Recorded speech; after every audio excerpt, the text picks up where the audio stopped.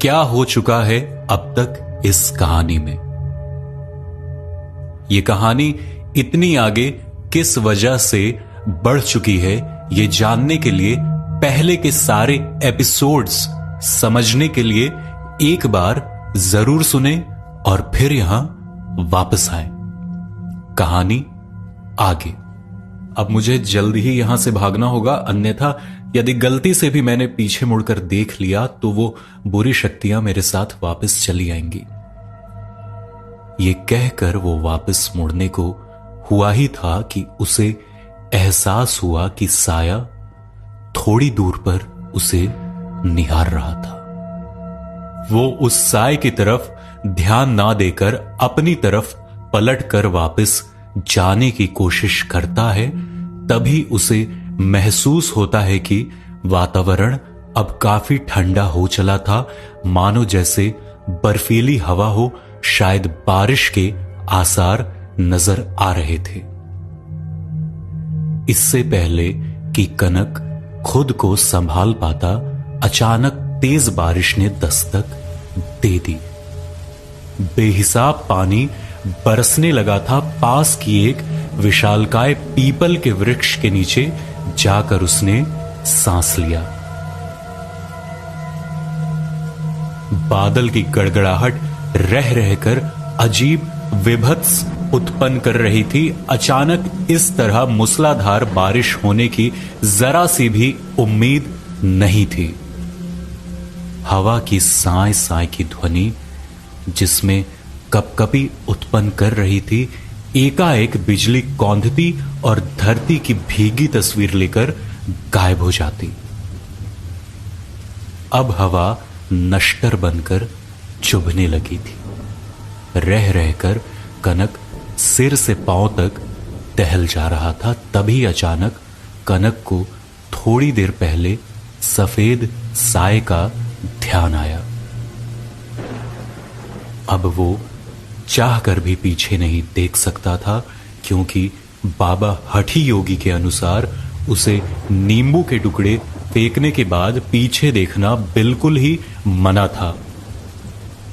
क्या वो सफेद साया सच में कुछ था, या वो सिर्फ मेरे मन का वहम मात्र था? नहीं, अब चाहे जो भी हो, मुझे उस तरफ नहीं देखना है। खुद को ये कहते हुए कनक खुद का ढांढस बढ़ाने लगा। ना चाहते हुए भी धीरे धीरे उस सफेद साए की दहशत उसके दिल में छाने लगी। झाड़ झंकारों में झिंगुर की सीटियां अब तेज हो चली थी।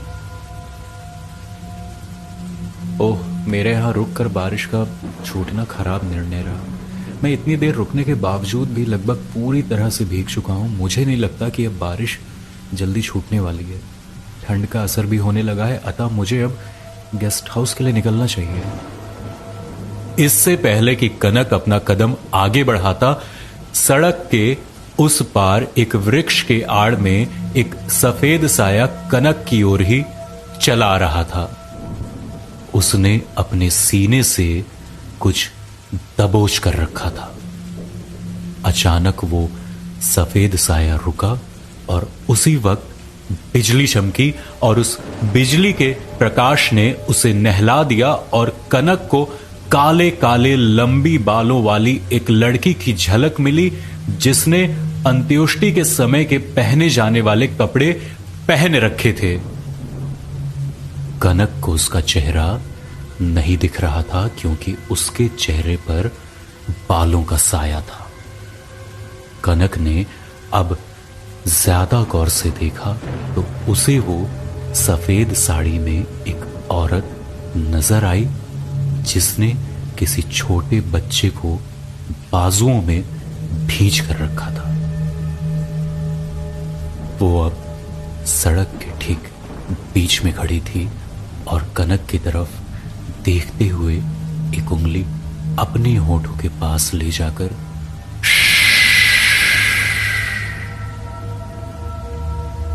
की आवाज करते हुए बेखौफ बढ़ी जा रही थी। जैसे ही उस साये ने उस सड़क को क्रॉस किया और अब वो कनक के इतने करीब आ चुकी थी कि उस साये का चेहरा साफ साफ देखा जा सकता था। बिजली कड़क कड़क कर उसके पास होने का एहसास करवा रही थी। ये चेहरा बिल्कुल भी जाना पहचाना नहीं लग रहा था। उसका ये स्वरूप देखकर कनक का दिल बर्फ जैसा ठंडा हो चला था।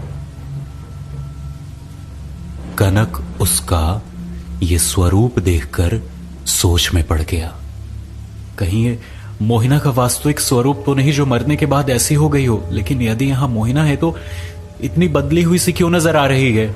उसका वो माधुर्य एक अजीब सी सख्ती, निष्ठुर निर्दयता और बेफिक्री में क्यों तब्दील हो चुका है? अचानक कनक की नजर उस साये के चेहरे पर पड़ी।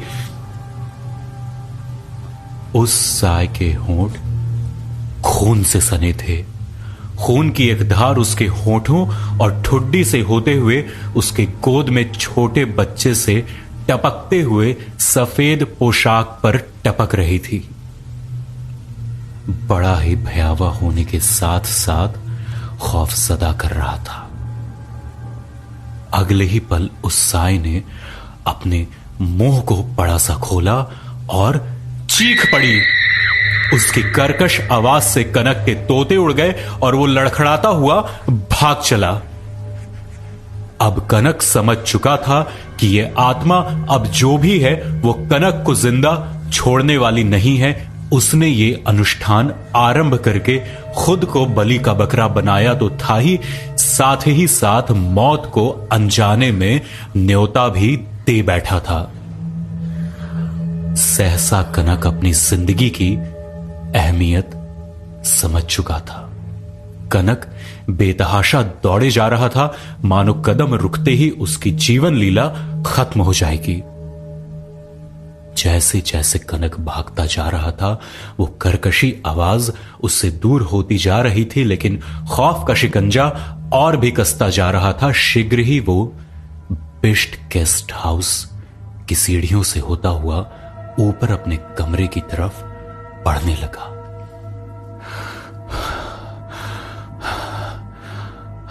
लंबी लंबी सांसों की मदद से वो फटाफट सीढ़ियां चढ़ गया। उसने फटाक से दरवाजे को बंद करके कुंडी लगा दिया।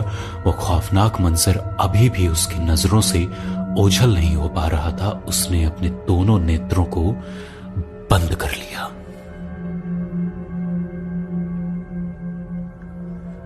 कुछ देर तक कनक इसी तरह पड़ा रहा और उठ खड़ा हुआ और फिर कमरे में टहलने लगा। थोड़ी देर टहलने के बाद उसने कुछ सामान उठाया और उसे अपने सिर से 7 लाल मिर्च और 1 चम्मच राई के दाने 7 बार घुमाने के बाद फिर आग में जलाने लगा। उसने ऐसा करने के बाद कुछ राहत महसूस की। उसका भय अब काफी हद तक कम हो चला था। उसने खुद को तौलिए से ठीक से पोंछा और कपड़ों को बदलने लगा। जल्द ही कपड़े बदलने के बाद वो बिस्तर पर आकर लेट गया। घड़ी पर नजर पड़ी तो रात्रि के 2:15 बज रहे थे। काफी देर तक लेटे रहने के बावजूद नींद उससे कोसों दूर थी। शायद उस सफेद साये का खौफ अभी भी उसके जहन में घर बना चुका था।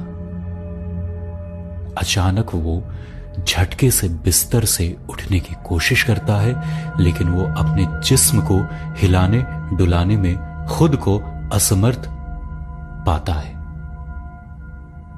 उसकी समझ में नहीं आ रहा था कि भला ये कैसे संभव हो सकता है। उसका शरीर खुद के ही काबू में नहीं है। इस बार पूरे जोर से उठने की कोशिश करता है, लेकिन इस बार भी असफलता उसके हाथ लगती है। वो अब शरीर तो दूर की बात है, अपनी उंगलियां भी नहीं हिला डुला पाता है, ना ही उसके मुंह से कोई स्वर बाहर निकल पाता है।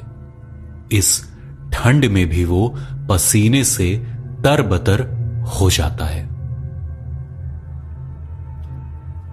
अब ये घटना उसकी समझ से परे थी, लेकिन वो इस हरकतों के पीछे की वजह अब उस अजनबी साय को मानने लगा था। उसे एहसास हुआ कि उसकी छाती पर लगातार दबाव बढ़ता जा रहा है। अब यह भार बर्दाश्त करने से बाहर हो रहा था। अब कनक को धीरे धीरे महसूस हो रहा था कि यह दबाव जिसके चपेट में धीरे धीरे आ रहा है, और वो कुछ नहीं बल्कि कोई साया उसकी छाती पर बैठा है।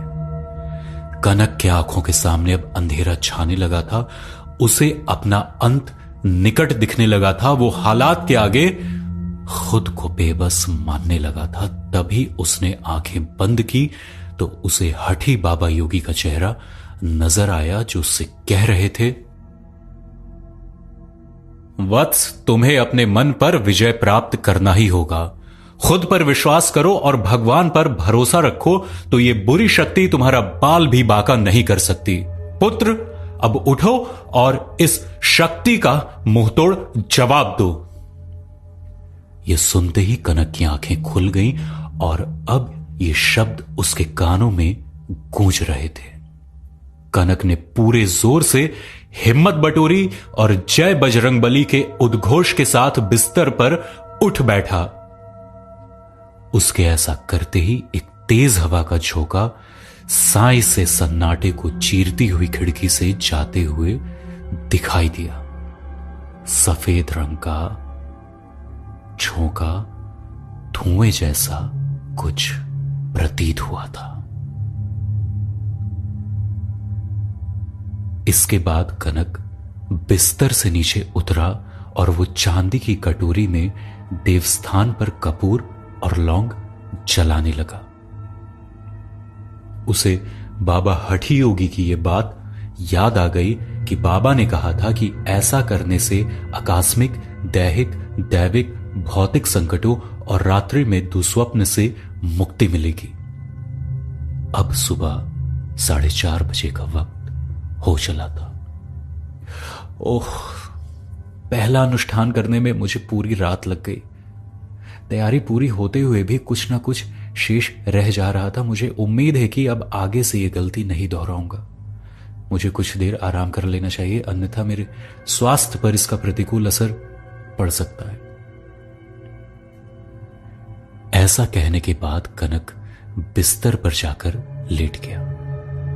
थोड़ी देर में ही वो खर्राटे भरने लगा था।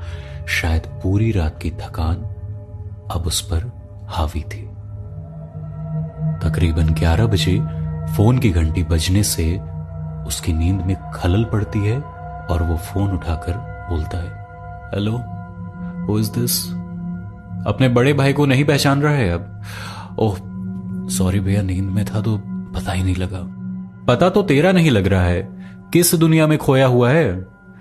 नहीं भैया, मैं बस सोच ही रहा था, काफी दिन हो गए हैं आया नहीं आपके पास। तो हर बार बस सोचता ही रह जाएगा। कनक के भैया अभी ये बोल ही रहे थे कि अचानक किसी ने उनका मोबाइल छीन लिया और एक मधुर ध्वनि आई। कैसे हो कनक? मैं तुम्हारी भाभी। नमस्ते भाभी, कैसी हैं आप? मुझे क्या होगा, अच्छी खासी तो हूं। लेकिन कनक, तुम्हारी आवाज में वो खनक नजर नहीं आ रही। तुम ठीक तो हो ना? बस वो रात को नींद नहीं आई तो उसकी वजह से आपको लग रहा होगा। आज ऑफिस नहीं गए? नहीं, आज थोड़ा भारी भारी सा महसूस हुआ तो सोचा कि। इससे पहले कनक कुछ बोलता, उसकी भाभी उसकी बातों को बीच में ही काटकर बोल पड़ी, तुम्हारे भैया के पास कल तुम्हारे ऑफिस से कॉल आई थी कि तुम पिछले कई दिनों से ऑफिस नहीं जा रहे हो, कोई बात है तो बताओ। ये सुनकर कनक सकपका गया और कुछ सोचते हुए बोला, मैं अगले 1 घंटे में आप लोगों से मिलता हूं, मैं वहीं आकर सब सच सच बताता हूं। कनक ये कहने के साथ फोन रख देता है और छत की तरफ देखते हुए एक लंबी सांस लेता है। अब पिछली रात की घटना को चाहकर भी याद नहीं करना चाहता है। वो किसी दुस्वप्न की भांति उसे अपने जहन से निकाल फेंक देना चाहता था, मगर उसे यह नहीं पता था कि आने वाले समय में वो घटना तो मात्र एक परिसूचक था। अगले 1 घंटे में अब वो अपने बड़े भाई के गांव रतनपुर में था। दरवाजे के बाहर खड़े होकर वो अभी भी सोच रहा था, अंदर के हालात और मन में उमड़े सवालों का सामना कैसे करूंगा। क्या मुझे सारी सच्चाई बतानी होगी? लेकिन मैंने उन्हें सच्चाई बता दी तो ये बात तो तय है कि ये लोग मुझे यहीं रोक लेंगे और मैं कोई भी काम अधूरा नहीं छोड़ सकता। कनक आज खुद को बहुत ही बेबस समझ रहा था। उसे लग रहा था कि वो दुनिया की भीड़ में बिल्कुल ही अकेला है। उसे कोई समझने वाला या वाली नहीं है जो उसके मन के भाव को समझ सके। अभी इसी उधेड़ बुन में लगा था कि तभी दरवाजे पर किसी की दस्तक हुई। दरवाजा खुलते ही कनक ने जो सामने देखा उसे देखते ही चौंक गया। उसके ठीक सामने अब कौन है? कौन आया है अब कनक के पास? क्या ये किसी अनहोनी की चेतावनी है, एक नई दस्तक है, या कोई हल है और मोहिना के कत्ल के रहस्य से पर्दा उठ सकता है? सब कुछ जानने को मिलेगा आपको कहानी के अगले एपिसोड में।